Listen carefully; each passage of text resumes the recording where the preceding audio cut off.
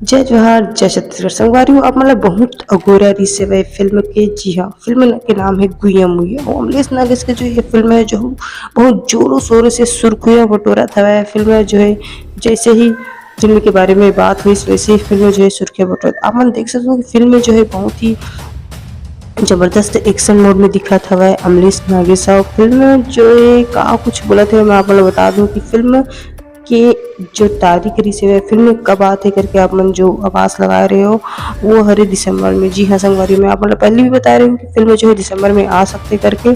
और फिल्म जो है दिसंबर में आई। छत्तीसगढ़ के जितना भी सिनेमा घर है वहाँ पूरा फिल्म जो है लगने वाला है। और आप मतलब जो फिल्म जो है दिसंबर के 8 तारीख को ये फिल्म जो है सिनेमा घर में लग जाए। तो संगवारी वो फिल्म कैसे रही देखना, रोमांच भरे रही खबर की फिल्म जो है ये दूसरा फिल्म है अमलेश नागेश के।